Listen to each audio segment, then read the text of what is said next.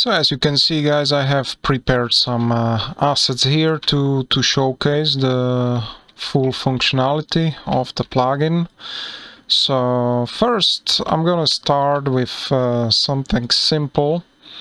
So we have here a static mesh, we have skeletal mesh, and we have prepared actors that I will explain a little bit later, but let's have a look. So we should have no warnings now. So cast shadow is kind of the obvious one, whether you want the shadows of the object and its attachments. I recommend leaving it off. Now individual offsets, if you are working with actors that are not of the same size, then I recommend leaving it on. I will then demonstrate later on the usage when you would like to have it on false. Now transparent background, or you can pick a color, yeah, if you want a black. If you want a white, then you can desaturate here to go to white, or just type in the number, automatically round it to 2 digits. So now use of center of mass. So let's just oh, by the way, you can press F11. That's better to see on the screen now. So let's demonstrate when we use center of mass, and let's say we would be rotating on pitch, or let's say that we would be rotating. So the center pivot point is now in the center. However, maybe the original point on the mesh could be, you know, at the bottom. So I think it's more convenient to leave it on. And I also observed that there is some bug with, for example, this shimby mesh.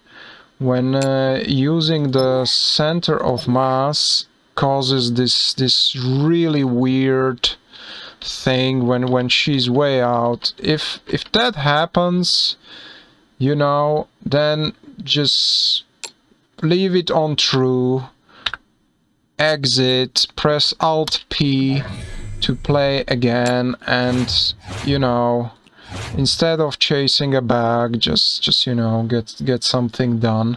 File name overrides, that's kind of self-explanatory, but let's say that we are gonna use some colored background here, and we want to call this a logo, and we want to give it a prefix of texture with no suffix. Right now we can just click export and F11.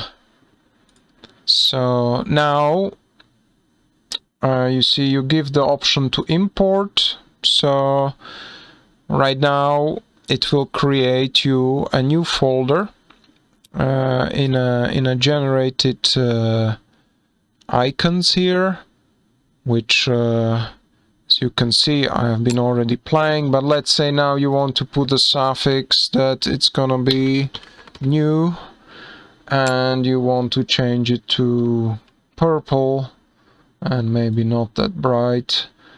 So you could press export, and you get the option again, the import option, and there is your new logo. And you know, it's at 1024 by 1024. If you would like to have prepared up to 4K, or you could use custom resolution. Yeah, so let's say now I rather will have it 4K. So you just click the export and again you get the option to import, and there we go, you are on 4K now. This is the like direct intensity. You might better see it on these models. I would shoot images with little bit being on a darker side, because no matter what you do, let's say I will take an image like this and, you know, like something like this, then with a keyboard 1, 2 I can precisely control the exact frame position, and maybe I want to rotate it with a shortcuts a little bit more, and now with a space bar I can control this key sensitivity down here, and you know, by controls I can, so let's say I don't like this frame, I would like a different frame.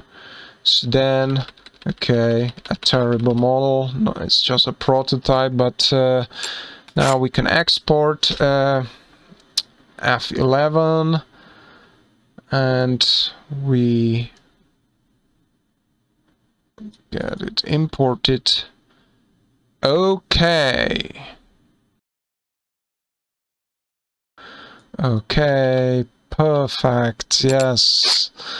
And now this should work, okay. So again, let's have a look in the generated folders. This is the part where you can decide you will control brightness from here.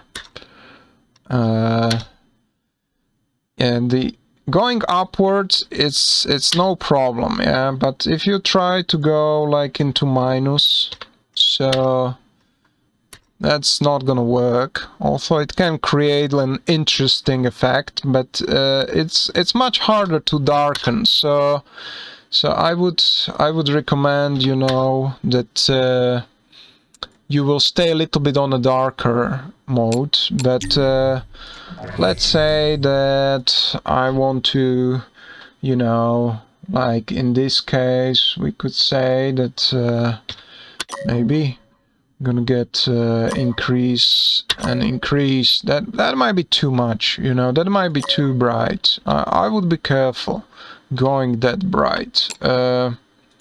Recommend, you know, stay on the darker side and control the brightness the other way around as I showed you. So